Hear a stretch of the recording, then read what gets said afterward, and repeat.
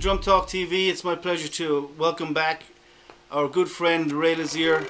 Hi Ray, welcome back to the show.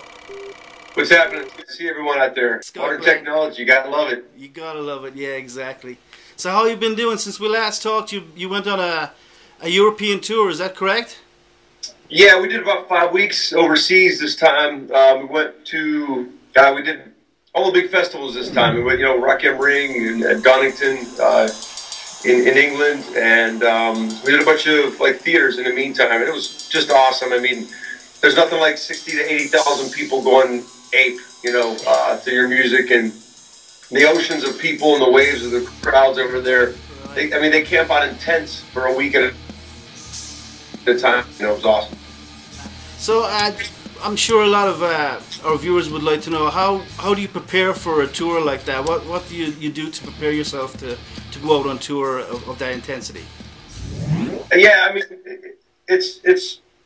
even if we're doing a smaller venue or a big giant venue like that, I always have we always have our routines. None of us are 22 anymore, so we've got to and I even recommend to the young people out there to do stretches and things before you Korn plays really, really heavy music, so in order to get warmed up for that, you're putting these tools in your hands and you're bashing, and yes. And I'm the kind of guy where I don't hit light. If you see me with Korn, I like to fit the mold, so I hit very hard and very aggressive, and because I want to give people a show.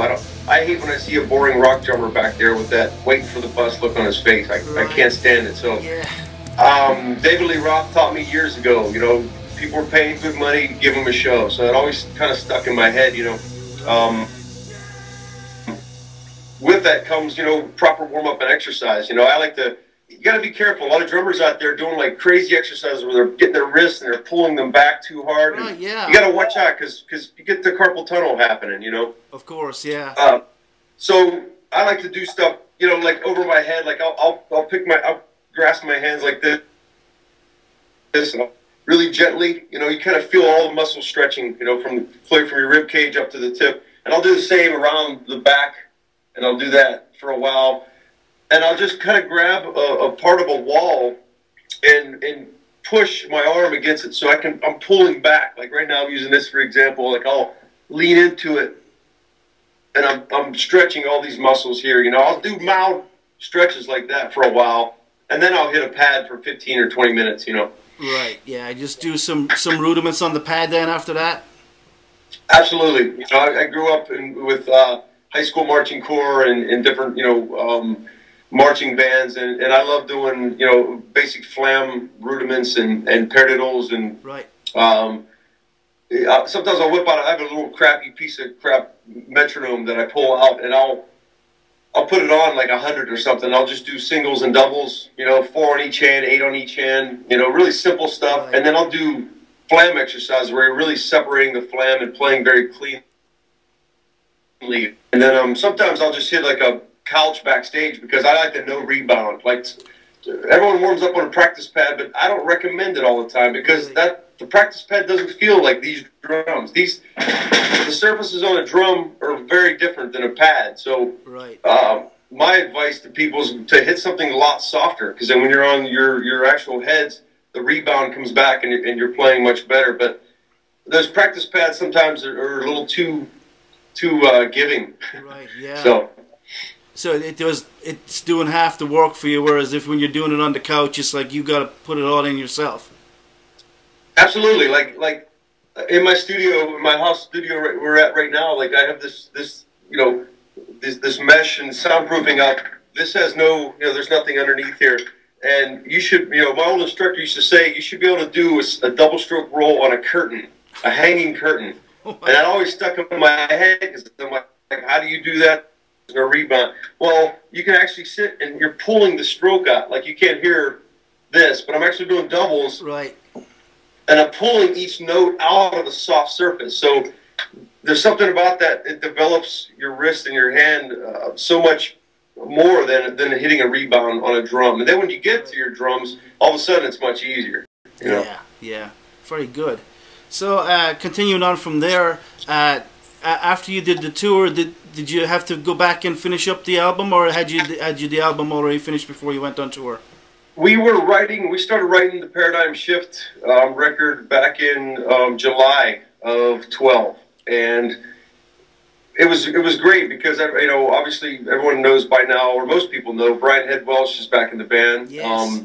Which I'm really stoked about. Yeah. This is my 6th year with the band, and ever since, you know, I've been with the band, I've wanted the 4 original up front and me in the back. So, adding him to the fold has just been amazing because he got up with us at Carolina Rebellion last year and played the song "Blind" in front of 20,000 people, and they went ape, and it was just such a great feeling. And a lot of ice was broken with the band members, and there was no talk at that time about getting him back in the band. It was just like, hey, this is good to see you again, and it feels good. And then when you know, a couple of weeks went by, we're like, okay, we're going to start writing a new record, and we just thought we'd give Brian a call. So they called him and see if his schedule was available and if he'd want to do it, and he called back in several days and said, yeah, let's see what happens. So that happened like last July, and it was great. There was no awkward vibes.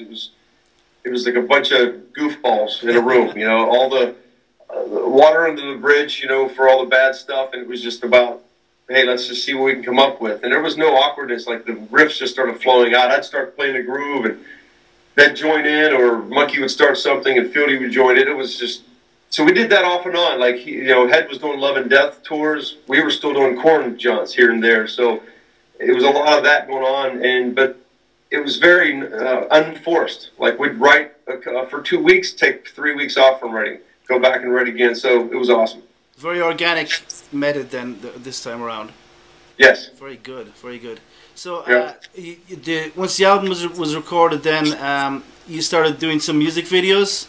We've seen some of them. There's one out there already for Never Never. It's an awesome video. Thanks. Yeah. We cut 2 videos already. We did Never Never was our first one, obviously, and then we just did Love and Meth right next to it, and we just saw the first draft of it. And it's smoking. Like it's probably 2 of my favorite Korn videos in 10 years. I love it, you know.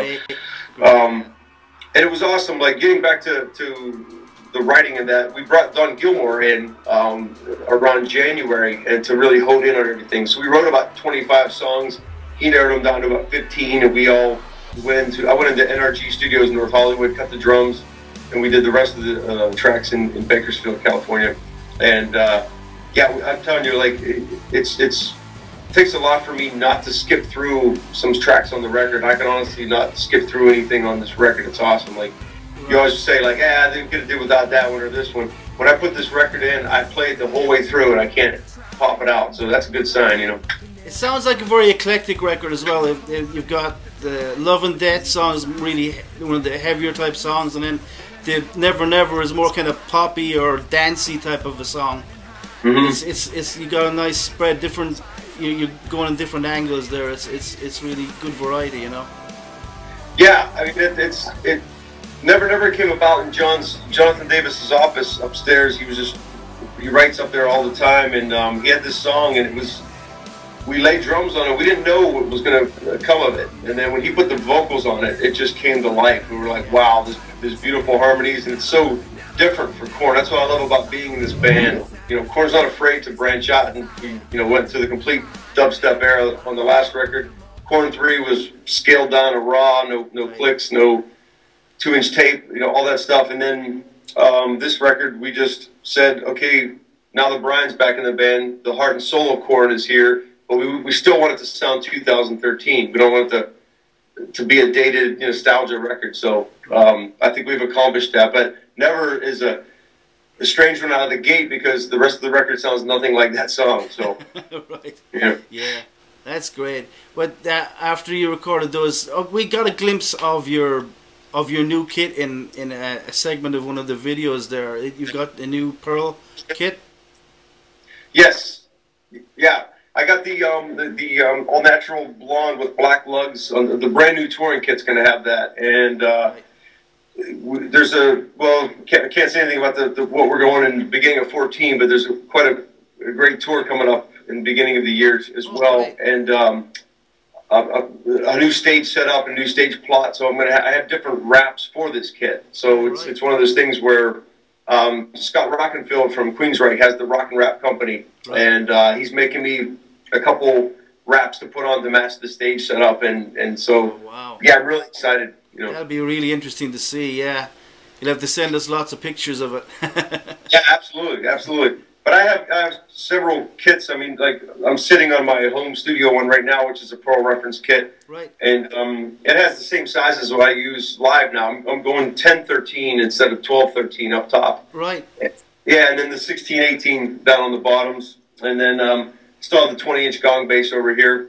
Yeah. And then in my home, this is my home studio kit, so I have a lot of colors. There's an LP, micro snare over here. There's cowbells. There's octobans. I have a 8-inch, really tiny snare over here, and I even have an octoban over here, a 6-inch. So I just love a lot of colors. You know, I love a lot of intervals between the toms and all that. And same thing with my live kit. I love to hear that. It's just a much louder, bigger presentation. Everyone knows I had that giant rack, crazy rack, you know. Yeah.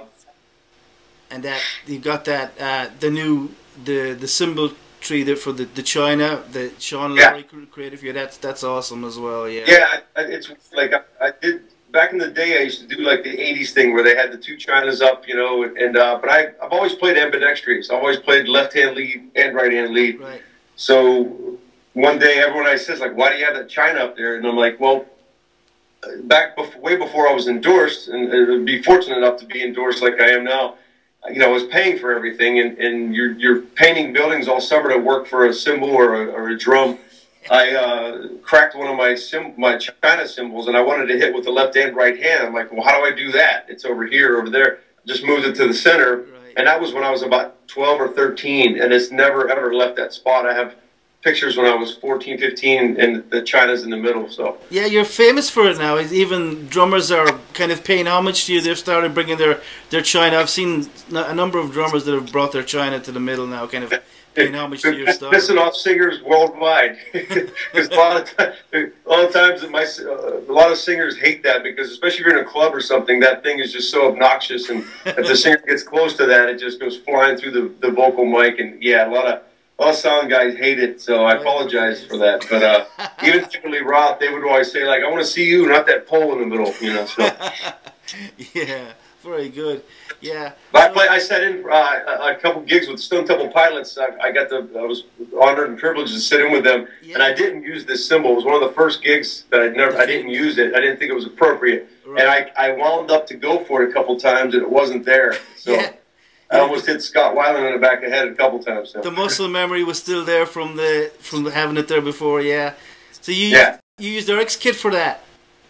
I'm sorry? Did you use Eric's kit for the Stone Temple Pilot? I actually used the Eric's kit, yeah. Like it's one of those gigs where I was strictly just filling in, and I was trying to play his parts as best as I could, and no one cared that I was back there. It was all about seeing STP, and you know, under the circumstances I was filling in for, it was just about me getting up there, and I altered a couple things, and I added a splash cymbal, which is not in STP songs, but it's weird. I wanted that 10-inch splash there, but everything else was Eric's kit. I used his GMS Green Sparkle, and it sounded amazing. And Yeah. I brought my own snare at the time, but yeah, what a great thing to play with those guys. I'm a huge STP fan, and the fans out there that don't know, check out Army of Anyone. That's one of my favorite records I've played on with Robert and Dean DeLeo from STP and Richard from Filter. That's an awesome record. Yeah, I love that record. It's how I got introduced to your stuff. Thanks. Playing. Yeah, it's great. So now that the videos are out, I know you're super busy doing promotion for the new album, and the new album drops on the 8th of August. Is that, or the 8th of October, I should say? Yeah. Yeah, that's fantastic. So yeah, we're just doing promos after promo and trying to get it ready. If you go on Korn's Instagram right now, we have 15-second clips of the songs. We're going to do one a week until the record comes out. Of course, you can check the video out right now, and we even have Korn wake-up calls. You can be woke up by a member of Korn. If you go on the Korn.com site, yeah, it's hilarious. We have these crazy wake-up calls where you can, go on there, and we'll call you whatever time you have to get up for work and yell at you. So it's pretty funny. Nice. So even though you're so busy with all this promotional stuff right now, you still have time to do other projects. I know you've got a project with it's KXM with Doug Pinnock, and you've got on the guitar you've got George Lynch, right? Yep. Right. Yep. Yeah. So it's funny because we all, even though we're off the road, and we still, our most important focus is always our families. You know, we all have kids now, and we're off the road. We try to spend as much time as we can with them, but there's still a lot of creativity in us that we do different things and different projects. Myself being a session musician for so many years, I played on so many different records and soundtracks and taught at PIT. Like, you're around so much different music that just as an outlet, it's healthy, I think, to do that, to go and branch off and do something completely left field. And right. Doug Pinnock's one of my favorite vocalists of all time. If you haven't got a King's X record, go out and buy them all today. They're just, I don't know, there's something about the soulfulness in them, and they're a power trio from Texas, and they just have this beautiful harmony vocals with heavy riffs underneath them, and man, they're just highly underrated, you know. Oh, yeah, very awesome. I love and George Lynch, obviously legendary guitar player of all time. I mean, from Doc and the Lynch Mob to Souls of We to, he has so many projects out right now. Long story short, we just made it happen. I mean, they came over to my house one day, my son's first birthday party, and we all sat around and we were just talking about, like, we should do a record someday and see what happens. And right. And lo and behold, our schedules, you know, we found a very small time frame to do it, and you can imagine, I'm more than pleased. Yeah. What's that? I said I can imagine you're so busy, where you'd find find some crack in your schedule there that you could fit stuff in, you know. not only that, but just, you know, when I had a day or two, George would be busy, and then Doug would be with Kings, and it would just be this whole. It was really hard to get it together, but we finally found the time. And sometimes when you put such, you know, bands like that together, you're like, it sounds like a good idea, but it's really not. But this turned out, the songs come out more beautiful than we thought they would. Like, there's just a lot of really cool stuff that happened in there, and we just had a blast doing it. I mean, we'd write a song a day, and I would track live drums at the end of the day, and then we'd go home and come back the next day and do another song, and I'm really quite pleased with it. Doug's still finishing up vocals, but you can actually see the trailer and everything. There's a KXM official Facebook and on YouTube, obviously. So what else have you got in the pipeline? Well, Billy Sheehan and myself, I played on his last couple solo records. You know, I played on Holy Cow and Cosmic Troubadour. He's one of my favorite musicians on the planet. Great guy to work with in the studio. Great guy to go out and get a glass of wine with. He's just a great person all the way around. We've been chipping away at this all bass, all drum record. So it's kind of funny because he actually comes over to my studio here, and we'll write a bunch of riffs and ideas, and he'll go on the road, and I'll go on the road, and we'll reconvene later. So we're chipping away at all this, and it's actually starting to come together, and it's sounding just so bizarre and out there. And that guy's just tremendous talent. And he's played with everyone from Chambers to Bozio to Pat Torpey to Virgil Donato, you name it. His list of drummers are just insane. So at first I was a little intimidated playing with him because he's so used to the best of the best, but he's not that kind of guy. When you get together with him, he's all about finding your personality, your style, and your music, and right. You get the rest of the people to play with. It's all about finding, and that's why I encourage people out there, like, find what's in you. You know, it's okay to copy your favorite drummer. It's okay to look up to someone, but find who you are, because it doesn't matter if you can play 4 on the floor and you do it great and you move people with that beat, you're going to get a gig somewhere. You know, you don't have to be playing 13/8 and play ostinato patterns and all this crazy stuff. Just be you, you know. That's what's cool about when I get together with Billy. He wants Ray Luzier in here, you know, and I love it. That's what I respect that. Yeah, that's amazing. Yeah.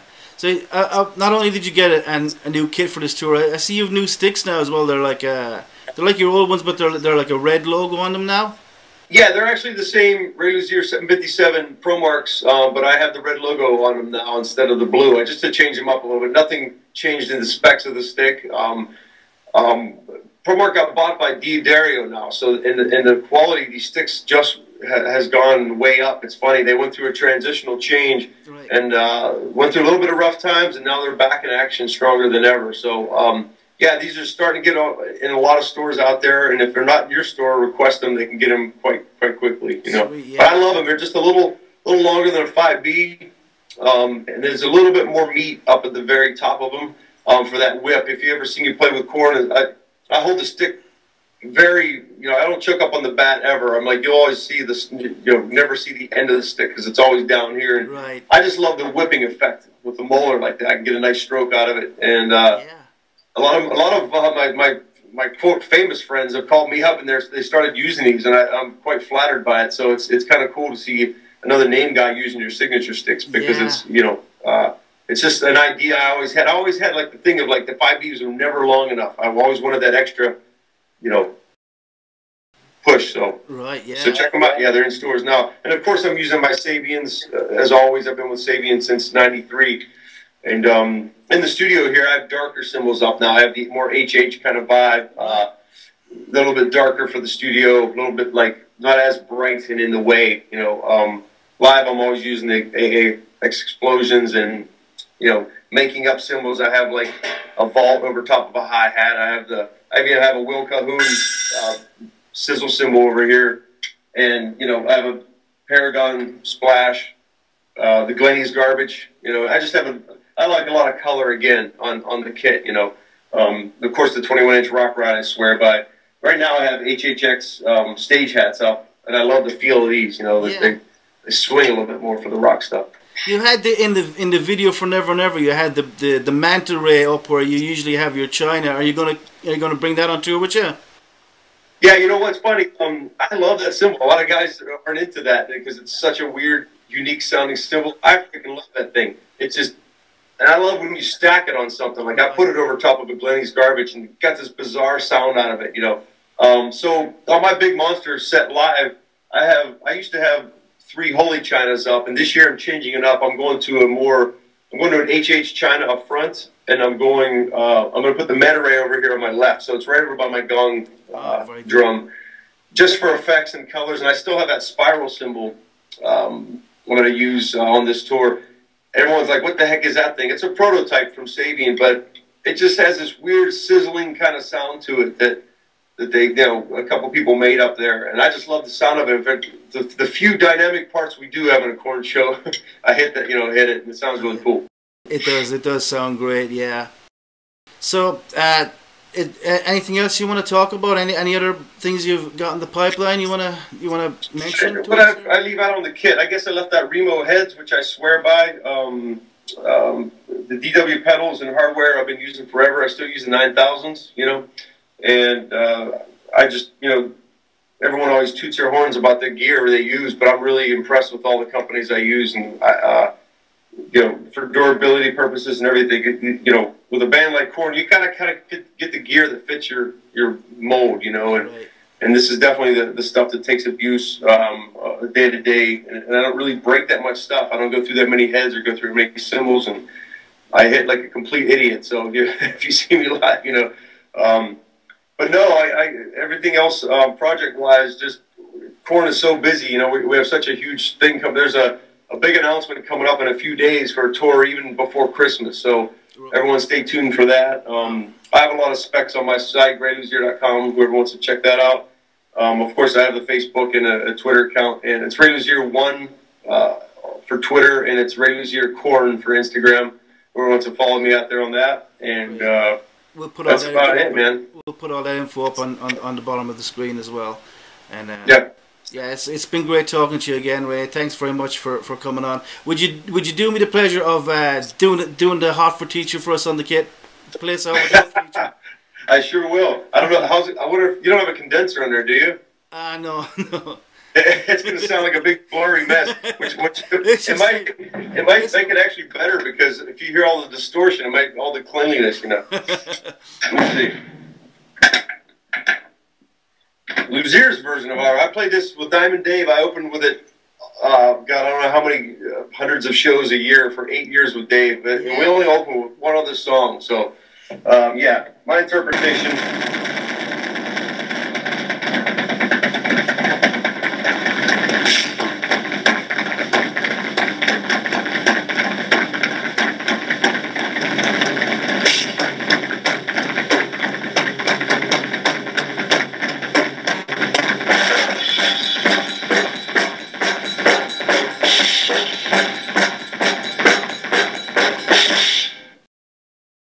All right, great stuff. Thanks very much, Ray. Thanks, man. All the best to everyone. Be good to one another out there. Thanks a lot. Have a good one, brother.